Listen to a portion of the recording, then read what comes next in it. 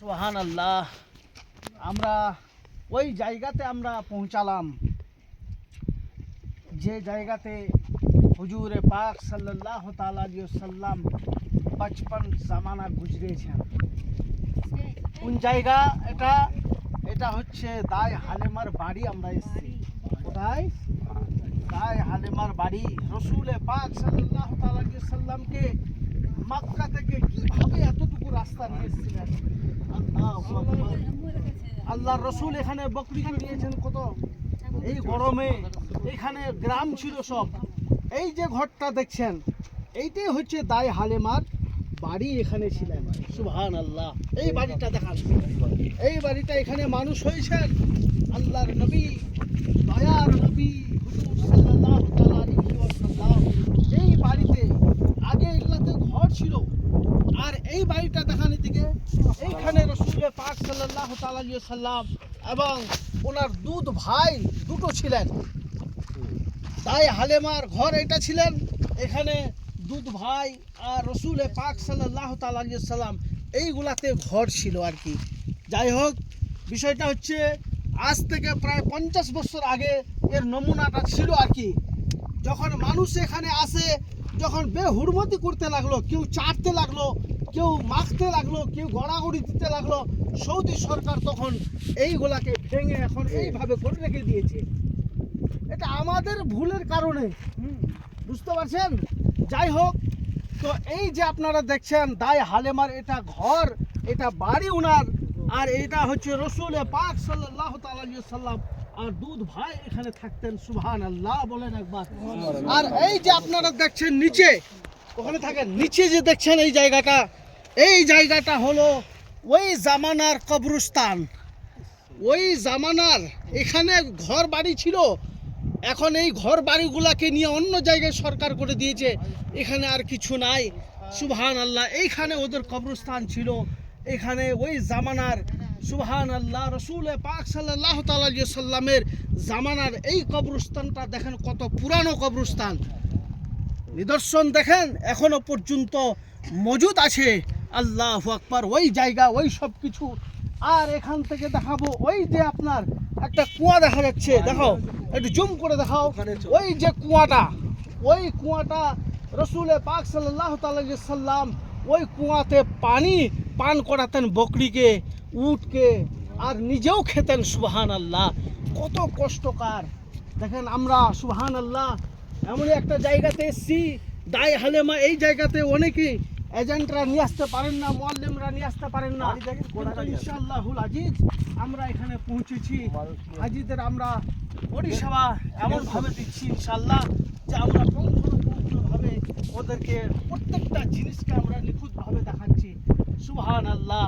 দেখেন এইটা আপনারা দেখলেন। আর এবার আমরা যাব সিনা চাকে। যাই হোক, এটাকে অফ করে এমনি রাখো। সুবহানাল্লাহ। আমরা ওই জায়গাতে যাচ্ছি এখন যে জায়গাতে নবী পাক সাল্লাল্লাহু তাআলা আলাইহি ওয়াসাল্লামের সিনা চাক হয়েছিল। সুবহানাল্লাহ। এসেছিলেন আর ওখানে সিনা চাক করেছিলেন। সিনাটাকে ফেরে জমজমের পানি দিয়ে পরিষ্কার করেছিলেন। সুবহানাল্লাহ। এই যে কুয়া দেখতে পাচ্ছেন, কুয়া দেখতে পাচ্ছেন এখানে। এই যে কুয়াটা, এখন কুয়া বন্ধ আছে, মানুষজন নাই, কিন্তু সরকার একটু ঘিরে রেখেছে। এই জায়গাতে আচ্ছা আসুক আসুক। সুবহানাল্লাহ সুবহানাল্লাহ। আমরা ওই জায়গাতে পৌঁছালাম যে জায়গাতে নবী পাক সাল্লাল্লাহু তাআলা আলাইহি ওয়াসাল্লামের সিনা চাক হয়েছিল। শুনেছেন তো? সুবহানাল্লাহ। ওই জায়গাতে আমি দেখাচ্ছি আঙ্গুলি দিয়ে।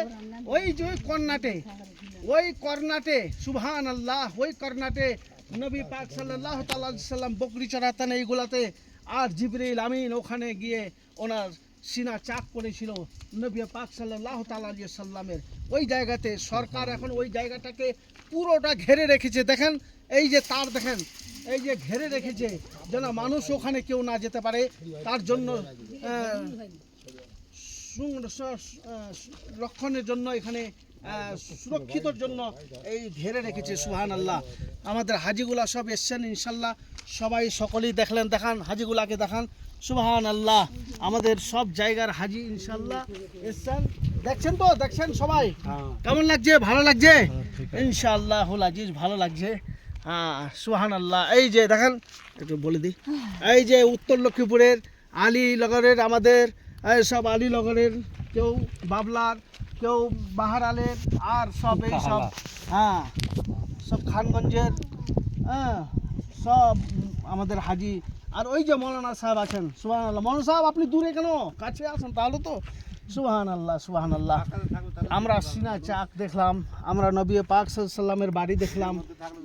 হ্যাঁ আচ্ছা আচ্ছা, সুবহানাল্লাহ সুবহানাল্লাহ।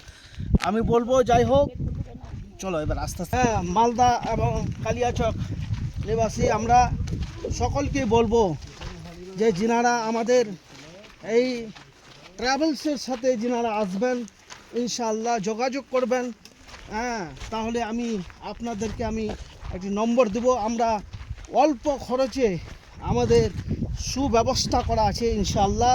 অল্প খরচে আমরা ট্রাভেলসের মাধ্যমে ইনশাআল্লাহ আমরা সুস্থ হিসাবে আমরা প্রত্যেক জায়গাতে হাজিদেরকে দেখাই এবং আমরা সুন্দরভাবে পরিষেবা দিই। যিনারা আসবেন আমাদের এই নম্বরগুলো সংগ্রহ করবেন, 90 83 70 88 69। আরেকটি নম্বর 81 45 95 81 45 95 43 00। ইনশাআল্লাহুল আজিজ আমরা অল্প পয়সায়, আমরা অল্প খরচে আমরা ইনশাআল্লাহ আমরা হাজিদের পরিষেবা দিই। আপ্রাণ চেষ্টা করি যেন ওনাদের প্রত্যেকটা জিনিস ছুঁয়ে ছুঁয়ে আমরা দেখাচ্ছি, প্রত্যেকটা জিনিসকে আমরা আজ করে আমরা ইনশাআল্লাহ ওদের আমরা আপ্রাণ চেষ্টা করি দেখার জন্য। ইনশাআল্লাহ আমরা এখানে দেখলাম সব কিছু ইনশাআল্লাহ।